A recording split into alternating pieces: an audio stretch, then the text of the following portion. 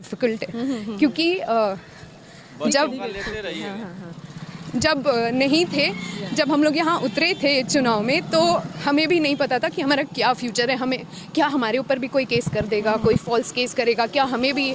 मेरी भी शादी नहीं हुई थी, मेरी सिस्टर की शादी भी नहीं हुई थी। आपको पता ही है कि लोग ऐसे देखते हैं कि भाई बाहर निकली, ये हुआ, वो 100 तरह की चीज़ें थी। समय आपको पता है बीजेपी की कैसी प्रचंड लहर, उसके बीच में ना हमारे पास टिकट, ना हमारा प्रत्याशी यहाँ पे। उस समय 3 महीने के लिए, आई डोंट नो क्या कॉन्स्पिरेसी थी, हमारे भाई को सीबीआई ने उठा लिया 3 महीने के लिए मात्र। जिस दिन काउंटिंग थी उस दिन वो छूट गया।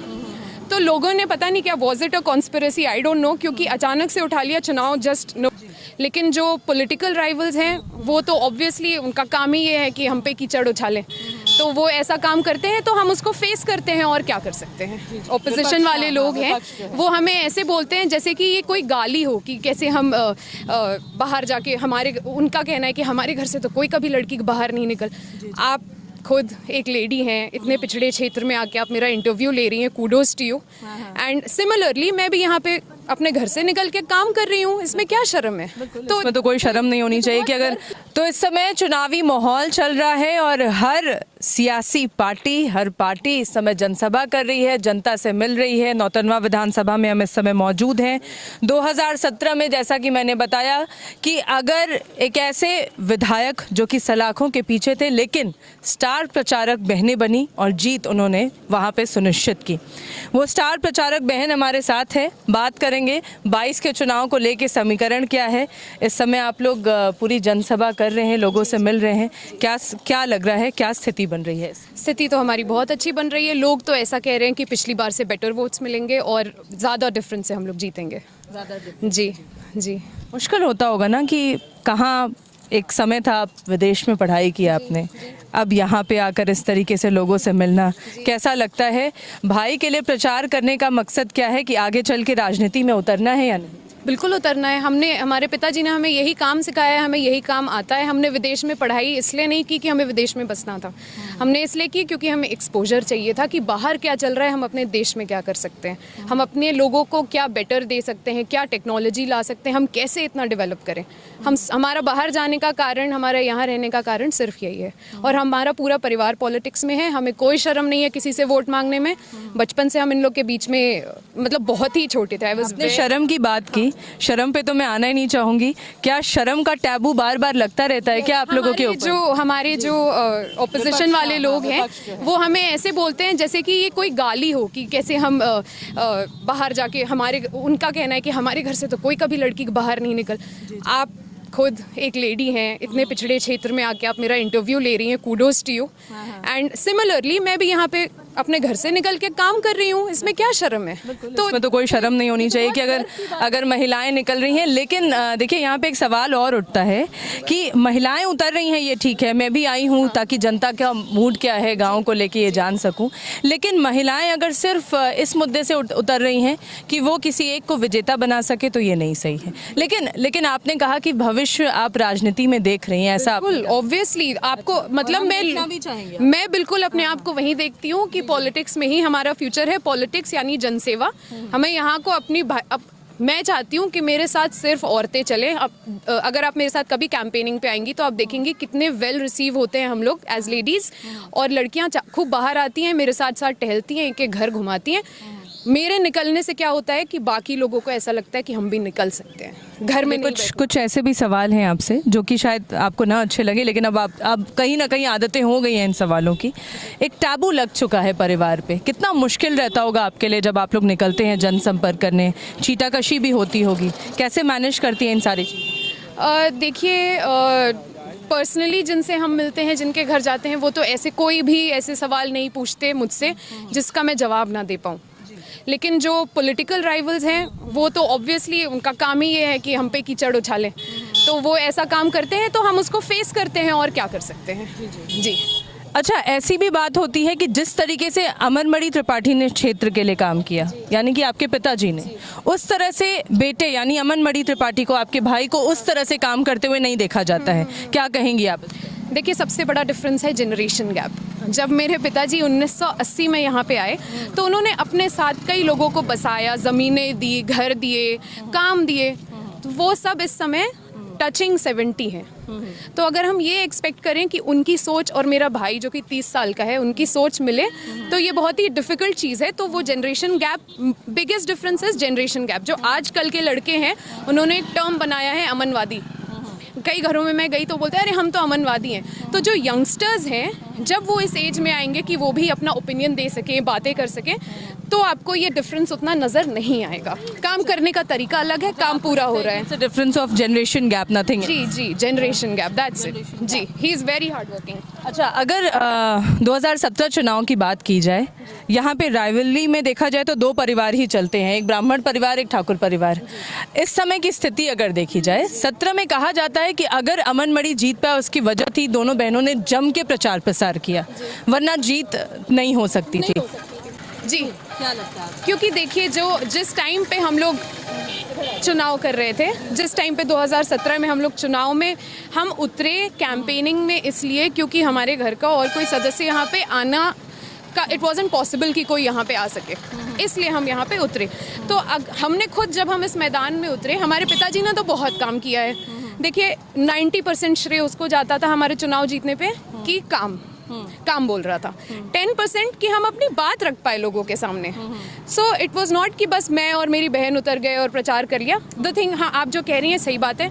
निर्दल उस समय आपको पता है बीजेपी की कैसी प्रचंड लहर, उसके बीच में ना हमारे पास टिकट, ना हमारा प्रत्याशी यहाँ पे। उस समय 3 महीने के लिए आई डोंट नो क्या कॉन्स्पिरेसी थी, हमारे भाई को सीबीआई ने उठा लिया 3 महीने के लिए मात्र। जिस दिन काउंटिंग थी उस दिन वो छूट गया। तो लोगों ने पता नहीं क्या, was it a conspiracy, I don't know, क्योंकि अचानक से उठा लिया चुनाव जस्ट नवंबर में जब चुनाव अनाउंस हो गए थे। तो हम भी जब यहाँ उतरे तो हमें ऐसा नहीं लग रहा था कि हम जीत पाएंगे। 2 लड़कियाँ हैं, कभी कैंपेनिंग नहीं की है, क्या करेंगे। लेकिन जब उतरे, जब हम एक बार पहली बार जब गाँव में गए तो औरतों ने क्या, मैं आपको बता नहीं सकती क्या सपोर्ट दिया है कि जाओ बेटा, तुम घर से निकली हो, तुम शेर हो, हम तुम्हें वोट दे रहे हैं। इसलिए तो मतलब अगर ये बोला जाए कि 2 बहनों ने स्टार प्रचारक बन के भाई को जिताया, तो ये बिल्कुल सही कहा जाएगा शायद। जी, आपने बोला कॉन्स्पिरेसी है मैम, इसको आप कॉन्स्पिरेसी कहेंगी या सच में कहीं ना कहीं ऐसी कोई बात हुई थी कि अमन मणि पे इस तरीके के इल्ज़ाम लगे, जहां एक तरफ पिताजी के ऊपर इतनी बातें उठी, भाई के ऊपर इतनी बातें उठी? क्या लगता है आपको ये सिर्फ कॉन्स्पिरेसीज ही रही, कुछ वजह नहीं रही होगी इसके पीछे?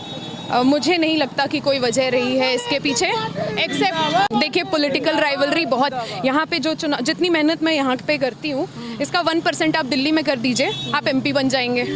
बहुत मेहनत लगती है, बहुत गंदगी है, उसी को साफ करना है। तो इसमें I am 100% sure that both of the cases are false. बिल्कुल, मतलब 100% मैं अपने परिवार को तो बहुत अच्छे से जानती हूँ, और कोई जानता हो ना जानता हो। यहाँ पे हमें वोट इसलिए मिलता है क्योंकि लोग हमें पर्सनली जानते हैं, नॉट थ्रू मीडिया। कुछ मुद्दों पर आती हूँ। विपक्ष कहता है कि लड़कियाँ उतरती तो हैं, जनसभा करती हैं, उससे हमें नहीं दिक्कत है, लेकिन लोगों से एक सिंपैथी के तौर से वोट लेती हैं, और वो सिंपैथी अपने पिताजी पे और भाई पे लगाकर वोट लेती हैं। इस पे क्या कहेंगे? देखिए, सिंपैथी मैंने पैदा नहीं की, लोगों का रिलेशन था। मैं बस गई उनके पास, मैंने हाथ जोड़ा, मैंने नहीं रोना शुरू किया। सामने जो लेडी थी उसने मेरा हाथ पकड़ के रोना शुरू कर दिया। और उस अभी भी मेरे लिए इस बारे में बात करना बहुत डिफ़िकल्ट है, क्योंकि जब नहीं थे, जब हम लोग यहाँ उतरे थे चुनाव में, तो हमें भी नहीं पता था कि हमारा क्या फ्यूचर है। हमें क्या, हमारे ऊपर भी कोई केस कर देगा, कोई फॉल्स केस करेगा क्या, हमें भी, मेरी भी शादी नहीं हुई थी, मेरी सिस्टर की शादी भी नहीं हुई थी। आपको पता ही है कि लोग ऐसे देखते हैं कि भाई बाहर निकली, ये हुआ, वो 100 तरह की चीज़ें थी। हमको बताऊं, मैं अगर आज नौतनवा आई हूं, मेरी टीम अगर आज नौतनवा आई है, so it was not because of Aman Mani Tripathi, it was because कि 2 बहनें स्टार प्रचारक बन के उतरी हैं और जिन्होंने अपने भाई को जिताया है। तो ये सबसे बड़ी वजह थी। क्षेत्र का एक बार मुझे एक जायज़ा भी लेना था, क्या मूड है जनता का, लेकिन the basic reason was the star प्रचारक गर्ल्स एक्चुअली। तो बहुत ढेर सारी शुभकामनाएँ भी हैं मेरी आपके साथ में, लेकिन इसी के साथ मैं ये जानना चाहूँगी नौतनवा के विकास को लेके क्या सोचा है आपने, कि अगर आप बतौर विधायक भाई दोबारा आते हैं तो क्या सोचा है आपने? और इसके साथ साथ में एक इल्ज़ाम और है कि 17 के चुनाव में आप लोग जनसभा किए, लोगों से मिले, लेकिन इन 5 सालों में उस तरीके से ज़मीनी स्तर पे आप लोग नहीं दिखाई दिए। इन दोनों सवालों का आपसे जवाब चाहिए। जी देखिए, सबसे जो नहीं दिखाई दिए वो मोस्टली 5 साल में नहीं रहा होगा, वो पिछले 2 साल में रहा होगा। वो इसलिए क्योंकि कोरोना हो गया, दोनों वेव्स आई, दोनों में मुझे कोरोना रहा। और प्लस उस समय हमने देखा कि जब बंगाल में इलेक्शंस हुए उसके बाद क्या बर्स्ट हुआ कोरोना, तो हम वो प्रोपगेटर नहीं बनना चाहते थे कि हमारी वजह से जनता में किसी को भी कोरोना हो। तो 2 साल के लिए हम इसलिए मिसिंग हो गए, क्योंकि हम नहीं चाहते थे कि हमारे द्वारा क्षेत्र में, और हमें देख के और लोग भी निकले, सब लोग अपने घर में रहें, सुरक्षित रहें, यही हमारा मुद्दा था उस टाइम पे। 2 साल तक, उसके पहले हम लगातार आते थे। तो 2 साल के बाद अभी आपको पता है अभी 3rd वेव आके गई है, उसके बाद से हम क्षेत्र में हैं।